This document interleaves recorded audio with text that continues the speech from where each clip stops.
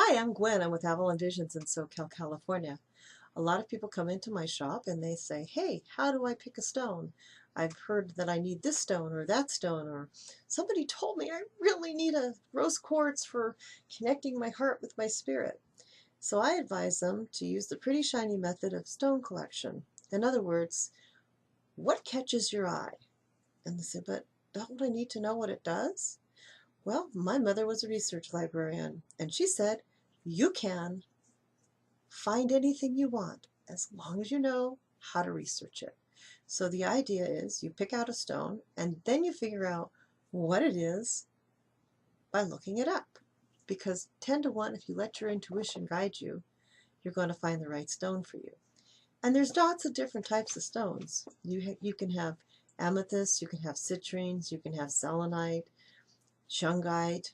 We have a whole room full of crystals, and you can look around the room and see hundreds of varieties of crystals in that room. For instance, shungite, not very shiny, just kind of black. Can you see that? But it has purpose. It's supposed to be really good for EMF. Okay, if you don't want to have electromagnetic frequencies shot at your head, this is your stone. Or maybe you'd like a moonstone. Doesn't look like much like your normal moonstones, but this one's a lovely little peach moon with the worry stone. Got to get to rub it. Or a thinking stone. Take your pick. Or maybe you prefer to have, say, a little rutilated quartz. Kind of cool piece. Or maybe something a little less polished. This is a selenite. Selenite is a little stone that's a lot of it's in salt, very similar to what's in the body, in your body, the salt in your body. And here's another form of it, also selenite.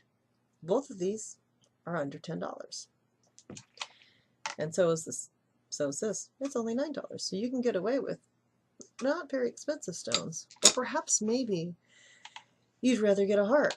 Well, we have the brown tiger's eye heart.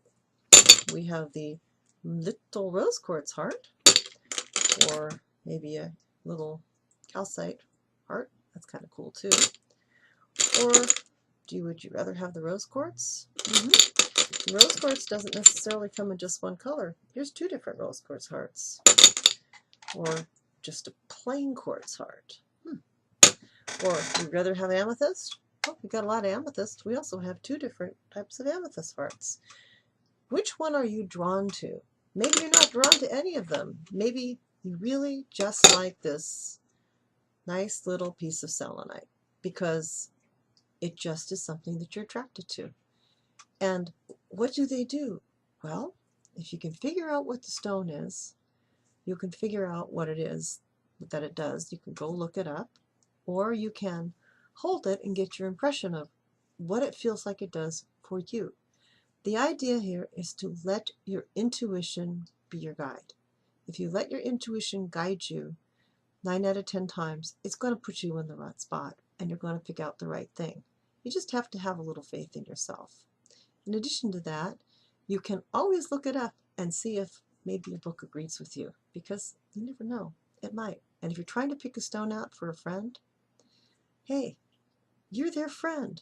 Who knows them better than you? Or if you don't know them that well, what's your impression of them? You're probably going to get it right because your heart will tell you what you need to know.